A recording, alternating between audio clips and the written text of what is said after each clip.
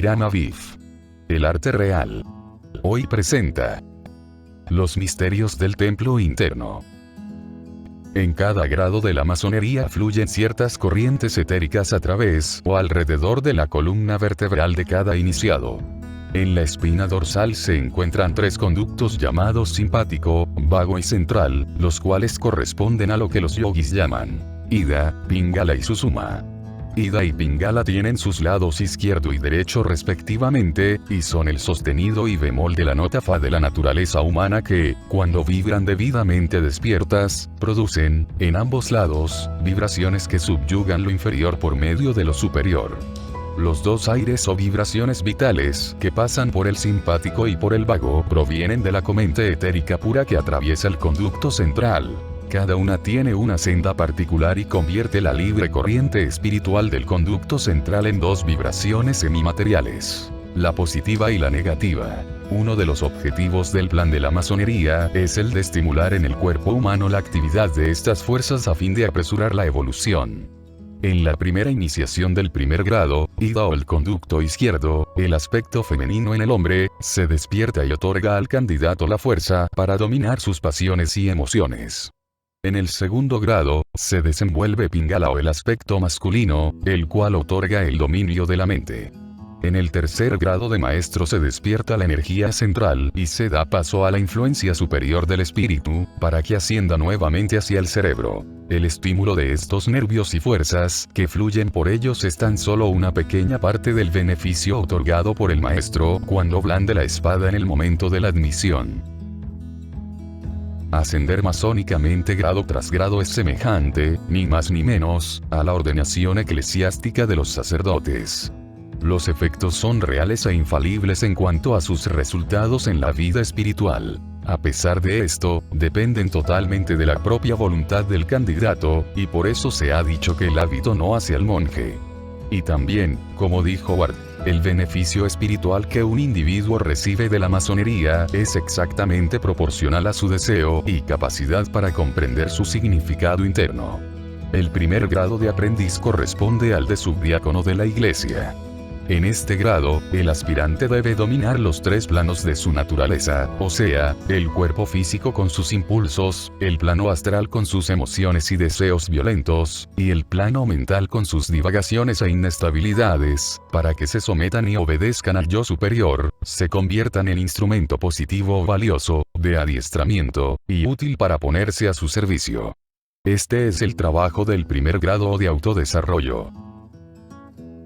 El segundo grado corresponde al de diácono. El compañero debe convertir su cuerpo de deseos en un instrumento perfecto para expresar la emoción superior y, al mismo tiempo, para tratar de dominar su cuerpo mental. El grado de maestro masón equivale al de sacerdote, o el ser que puede manejar a voluntad los poderes que le fueron otorgados. El cuarto grado es el del obispo, quien sostiene en su mano el báculo magnetizado. Es el maestro que está en condiciones de poder dar esa energía, conferir grados elevados y bendecir con mayor eficacia que un sacerdote. Todos los masones de grados altos tienen en sus manos poder para dar la bendición en su nombre, en nombre del gran arquitecto del universo. Sin embargo, lamentablemente, son muy pocos los masones modernos que perciben la santidad de su oficio y la grave obligación de emplear sus poderes para ponerlos al servicio del mundo. Aquí debemos aclarar que, si el aprendiz, el compañero o el maestro no practicara ni se familiarizara con las enseñanzas contenidas en los grados anteriores, no podrá entender la explicación del tercer significado del símbolo. Por esto fue necesario dividir las enseñanzas masónicas en grados, facilitando de esta manera el paulatino y gradual estudio y práctica hasta llegar a comprender el espíritu recóndito de la intuición. Ahora ya podemos continuar con nuestro trabajo consistente en seguir alzando el tercer velo del misterio. En ciertas logias se perdió el sentido de orientación. La logia debe acatar la ley de la magnetización a fin de orientar debidamente. Entre el ecuador y los polos de la Tierra hay una constante corriente de fuerzas en ambas direcciones, mientras otra corriente se desplaza en sentido perpendicular, el cual se mueve alrededor de la Tierra y en la misma dirección. Como veremos, ambas corrientes se utilizan en los trabajos de la logia al alzarse el tercer velo de las ceremonias. La ciencia ya comprobó que, para lograr un sueño tranquilo, el ser humano debe dormir con la cabeza vuelta hacia el norte porque el magnetismo llega a nosotros desde esa dirección. Como ya se explicó, la logia es la representación del cuerpo humano, y se la debe orientar adecuadamente para que reciba mejor las influencias cósmicas. El pabellón celeste de la logia, con sus diversos colores, señala un tercer significado porque la bóveda celeste es azul, no de varios colores, salvo durante la aurora y el ocaso. El verdadero pabellón celestial es el aura del hombre. Es la resplandeciente vestidura del iniciado, según el himno gnóstico. Es el cuerpo glorioso del alma humana en el mundo sutil invisible. Se considera que el altar masónico es la representación de los dos altares antiguos, el de los sacrificios y el del incienso. Desde este altar se eleva el gran yo soy, el agradable incienso de amor, consuelo y verdad fraterna, mientras que sobre él permanecen indómitos los apetitos y las pasiones desenfrenadas del hombre.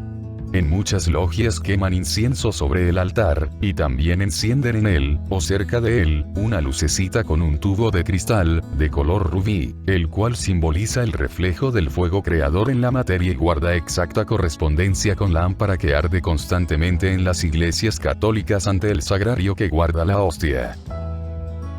Las tres columnas del templo significan la Trinidad del Absoluto: Padre, Hijo y el Absoluto, en quien existen todos los seres y cosas. Sin embargo, en aspectos o manifestaciones separadas, el Espíritu Santo, Madre Materia, es el hacedor o constructor del mundo externo, es el Hijo y la vida en todos los seres, la luz que ilumina a todo hombre que viene a este mundo. Todo objeto material es parte de Dios Espíritu Santo, o Madre Materia, porque antiguamente la palabra Espíritu Santo era femenina en arameo, y se la masculinizó en los idiomas latinos, mientras que cada vida forma parte de la conciencia de Dios Hijo, o Logos solar manifestado. La gloria invisible y la felicidad inefable del Padre permanece invisible detrás de los dos últimos aspectos. El Espíritu Santo es trino, y su trinidad consiste en sabiduría, fuerza y belleza. La sabiduría se halla en el plano del divino arquitecto.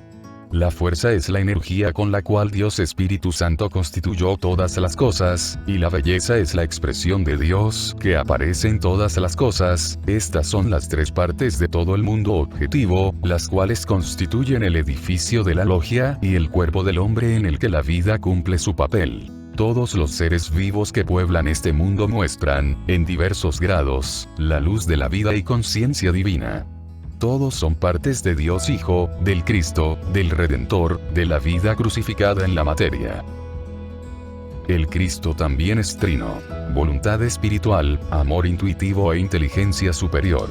Amor, voluntad y pensamiento. El venerable Maestro representa la voluntad divina del Cristo que dirige la obra de perfeccionamiento del hombre. El primer vigilante representa el amor divino del Cristo, y el segundo vigilante, el pensamiento divino. Las joyas de estos oficiales simbolizan respectivamente voluntad, amor y pensamiento. También observamos que, cuando el segundo vigilante baja su pequeña columna y el primer vigilante levanta la suya, esto indica que vamos a interesarnos en la vida, a trabajar en lo relacionado con la conciencia del hombre, y en lo que atañe a asuntos materiales. A edificar el templo del hombre, no un templo para el hombre. Las tres columnas representan las tres cualidades de la logía material. A su vez, los tres dignatarios principales simbolizan las tres cualidades de la conciencia o vida. Entonces el hombre es una conciencia espiritual trina, vestida con una personalidad cuaternaria que consta de cuerpo físico, cuerpo etérico o contraparte del físico, cuerpo de deseos o emocional, y cuerpo mental.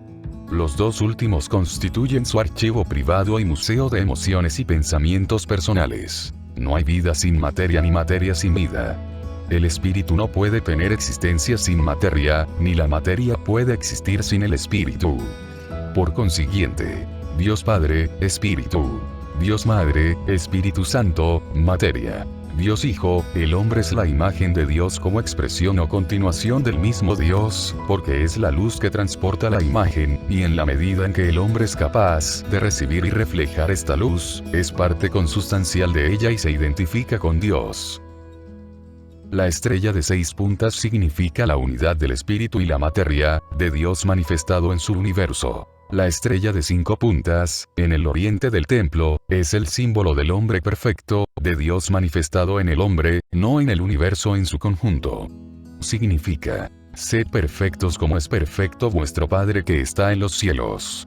La estrella de 7 puntas significa las 7 direcciones que conducen hacia la unión con la vida divina. Las 7 vías de perfección. Los 7 rayos de Dios que colman el universo con la luz de Dios. Los 7 espíritus ante el trono del Señor, quienes manejan las divisiones planetarias. Los 7 poderes que el mago adquiere durante su evolución.